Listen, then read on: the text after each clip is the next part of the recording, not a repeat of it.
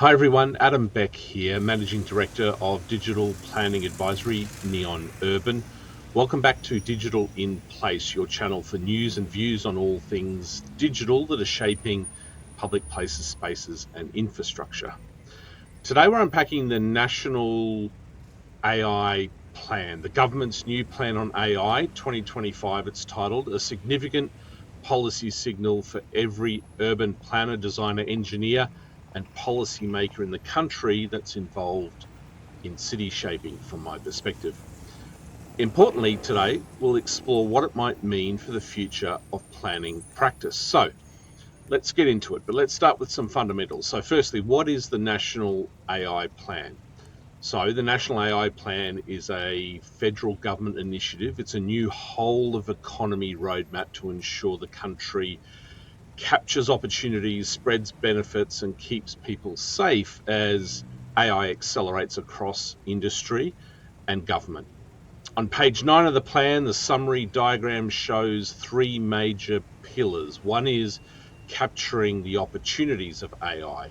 So think about building digital infrastructure like compute and data centers, strengthening sovereign AI capability, and attracting investment. The second major pillar is the spread of benefits. So think about uplifting skills, supporting SMEs, scaling AI adoption, and improving public services, for example. And the third pillar is keeping Australians safe. So really what they're looking at there is modernising regulation, creating an AI safety institute, and promoting responsible practices, nothing that any of us would disagree with. I want to highlight that this is not a niche technology strategy. This is a national economic transformation agenda in my mind. It's one that fundamentally touches on all industries and all sectors, including our planning system. So here's a question: why should urban planners care? Well, the plan makes clear that AI will reshape how Australia designs, builds, governs, and cares for communities. And there's several themes in here that are directly relevant to planners. So one, let's talk about smart infrastructure and data centers. That's a key part. The plan highlights that realizing AI's potential requires enormous digital infrastructure. This is physical infrastructure. It's the compute, it's the fiber, it's the networks, and especially the data centers. And it notes that investments could be scaling beyond $100 billion by 2025. That means, from a planning perspective, more applications for data centers in urban and industrial zones, in particular, greater energy and water demands that planners must account for, new expectations for co-location, renewable energy integration, and cooling technologies. And I think also important is the new local design challenges around noise and heat and resilience and buffering and things like that. Data centers are now part of the urban fabric. That's not new, but planners will increasingly be asked, where should they go? What standards apply? How do we align them with the community, environmental, and infrastructure outcomes that we want to achieve? So, B, the second key area, I think this is relevant for urban planners, which is AI in public services. The plan commits to the government significantly expanding AI inside its agencies, including generative AI tools. They talk about chief AI officers for every agency, automated decision systems with human oversight. There's a lot in there. That will influence, in terms of planners, assessment workflows, how evidence is generated, how community engagement is supported, how infrastructure and land use forecasts are produced, among many other issues. Planning systems, I think, will increasingly interact with and rely on or even embed AI tools. A third key priority, I think, for urban planners will be around skills and the workforce shift. Action 5 of the plan focuses on supporting and training Australians, highlighting that AI will reshape some job tasks, not always whole jobs, and that digital and data capability becomes essential for all professions. And that's on pages 21 and 23 or thereabouts.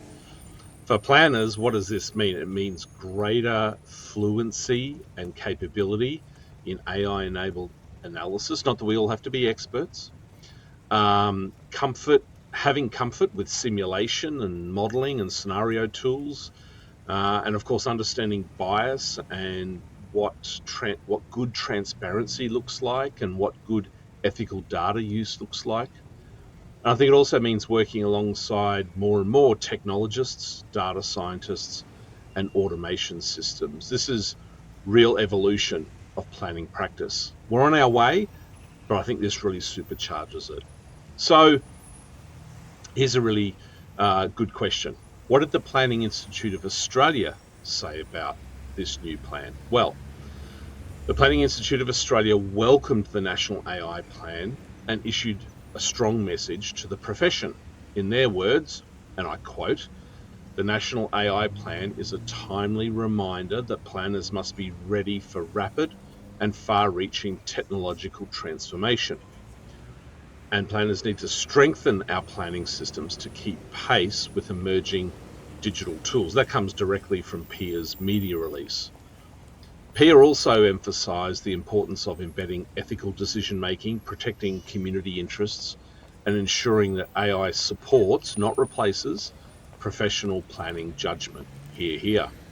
This aligns directly with the government's principle that AI should enable workers' talents, not replace them, a point captured right up front in the Minister's foreword on page 5.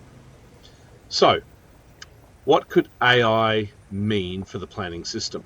Well, here's how the national plan may reshape some elements of the planning practice over the coming years. Firstly, data-led policy and approvals. As AI planning tools mature and assessment systems become faster and more consistent and more transparent, this could be a really great benefit to the community. It also means that we might see, and likely see, automated analysis of built form, shadowing, traffic, emissions, those kind of assessments that we've somewhat been doing manually for quite some time. It might mean real-time compliance checks, which I think could be valuable, predictive modelling for infrastructure capacity, and faster pre-lodgement pathways. I think some of these things are really good. Secondly, new digital infrastructure land uses. I think planners are really going to need new policy settings for a whole range of physical infrastructure land uses.